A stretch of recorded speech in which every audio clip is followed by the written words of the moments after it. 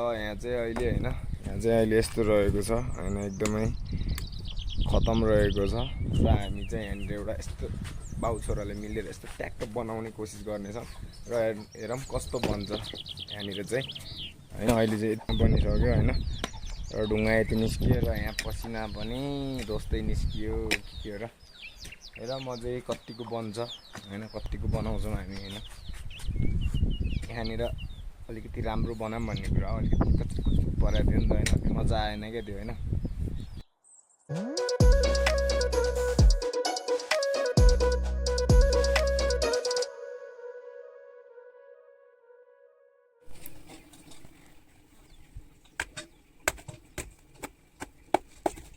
so finally हैन आज चाहिँ हैन हाम्रो यो चाहिँ लगभग कम्प्लिट हुँदैछ हैन कस्तो छ आरु चाहिँ राइट राइटको स्पेलिङ हो नि त राइट र यो पनि स्कुलबाट आइसक्यो हैन र हिजोबाट लाग्यो हामी बाउ छोरा हैन र यता मैले मसला बनाउँदैछु हैन यता बुवाले बनाउँदै हुनुहुन्छ हैन जस टाइम चाहिँ लाग्यो हैन अलिक न काम भए पनि जस बबाल के हो र युटेन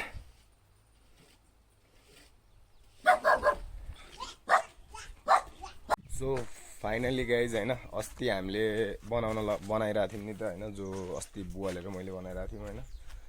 सो यो चाहिँ यहाँ चाहिँ यस्तो बनिसकेको छ हैन उ त्यहाँबाट हैन यति बनेछ हैन सो अब यसमा कलर गर्नुपर्ने छ अझै प्लस्तर हान्नुपर्ने छ माल मिटर पुगेको छैन हैन सो यहाँनिर यस्तो बनिसक्यो बबाल भइरहेछ अस्तिको भन्दा पहिलाको भन्दा अलिकति जोस राम्रो भयो यति भएर पनि हैन के हो र अनि हाम्रो बुवा चाहिँ यहाँ बस्नु भएको छ हैन खाप फेस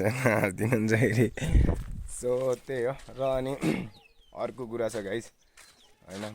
र अनि अंगुर यस्तो मिठो तरिकाले फलिरहेछन् नि गाइस हैन अब पाक्ने बेला भइसक्यो अंगुर यसरी बसेर खाने हो नि यहाँ फेरि यसरी बसेर चट्ट लाएर हेर्नु पनि सक्नुहुन्छ